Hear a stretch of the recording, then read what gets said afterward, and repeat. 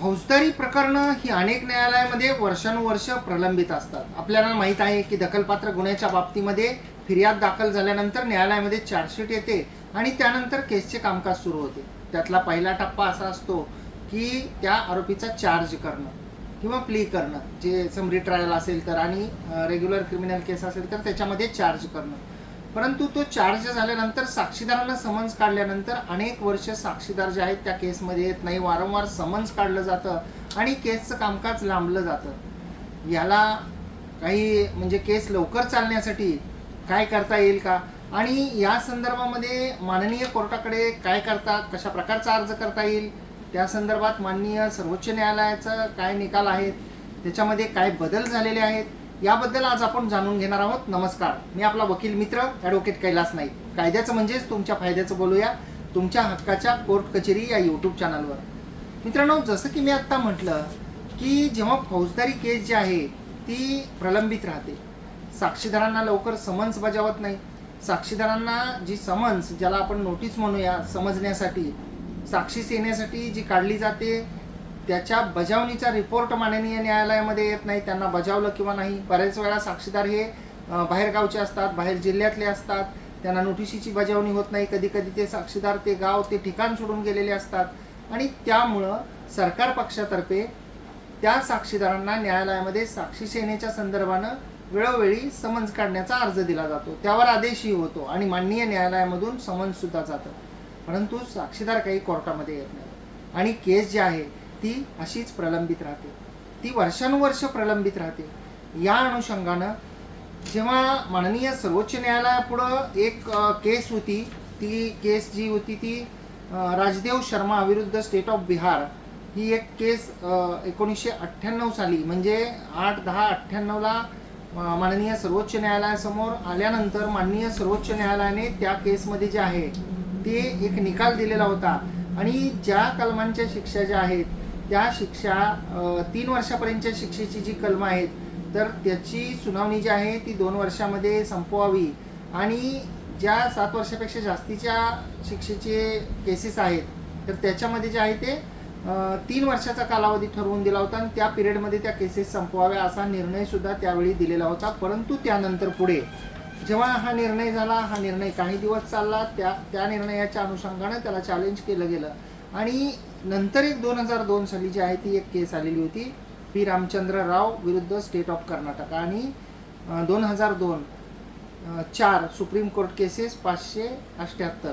तर या केसमध्ये पी रामचंद्र राव विरुद्ध स्टेट ऑफ कर्नाटका या केसमध्ये 7 न्यायाधीशांच्या खंडपीठाने हा जो पूर्वीचा निकाल होता तो ओव्हररूल केला राजदेव शर्माच्या केसमधला. आणि माननीय सर्वोच्च न्यायालयाने यामध्ये असं म्हटलं की असं स्पेसिफिक टाईम लिमिट घालून देता येणार नाही, ते प्रॅक्टिकली शक्य होणार नाही की 2 वर्षामध्ये 3 वर्षापर्यंतच्या केसेस संपवाव्या आणि 3 वर्ष शिक्षा असलेल्या आणि त्याच्यावरचे जर शिक्षा असेल म्हणजे 7 वर्षाच्या वरच्या शिक्षा ज्या आहेत त्याच्या संदर्भात जी 3 वर्षाची अट होती ती काढून टाकली आणि माननीय कोर्टाने ठरवावं केसचं स्वरूप बघून असं त्याच्यामध्ये म्हटलेलं होतं. त्यामुळं हे जे राजदेव शर्माचं जी केस होती ती ओव्हररूल झाली, म्हणजे ती त्यातले जे न्यायनिर्णय होते, दिलेला निष्कर्ष होता तो ग्राह्य धरण्यात आला नाही.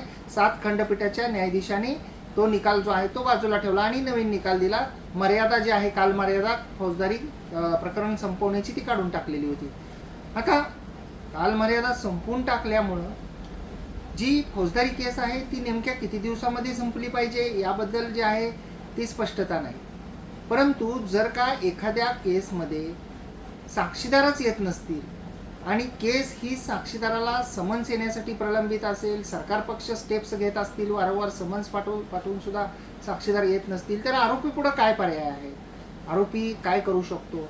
का आरोपीने असेच हेलपाटे कोर्टामध्ये मारायचे? तर त्यासाठी जो आहे तो एक पर्याय आहे. तर तो पर्याय असा आहे की आरोपी जो आहे तो माननीय न्यायालयाकडे सरकार पक्षाचा पुरावा बंद करावा असे म्हणून अर्ज दाखल करू शकतो.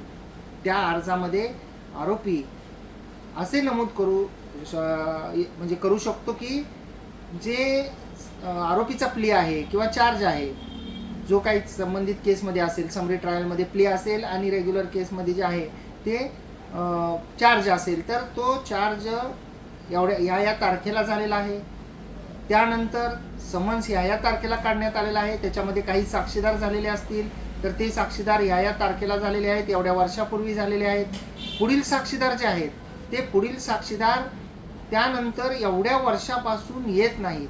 सरकार पक्षाला त्यांचे साक्षीदार तपासण्याची किंवा साक्षीदारांचा जबाब घेण्याची पुरेशी संधीसुद्धा दिलेली आहे आणि तरीसुद्धा सरकार पक्षाचे साक्षीदार येत नसल्यामुळे सरकार पक्षाचा जो पुरावा आहे तो बंद करण्यात यावा आणि हे जे प्रकरण आहे ते आरोपीच्या जबाबासाठी नेमण्यात यावं असं म्हणून आरोपी अर्ज देऊ शकतो.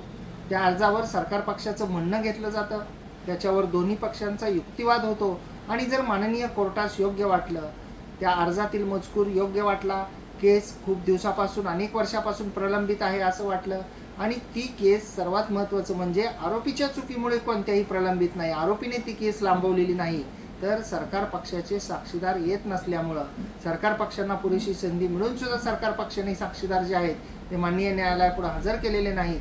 अशी माननीय न्यायालयाची खात्री झाल्यानंतर माननीय न्यायालय आरोपी पक्षाचा जो अर्ज आहे तो मंजूर करू शकतात आणि सरकार पक्षाचा पुरावा, मग तो भले सर्व साक्षीदार त्यांचे जबाब झालेले नसतील तरी जेवढे झालेले जबाब आहेत तेवढ्याच जबाबावर त्यांचा पुढील पुरावा माननीय कोर्ट बंद करू शकतात आणि केस जी आहे ती पुढच्या स्टेजला म्हणजे आरोपीच्या जबाबासाठी नेमली जाते.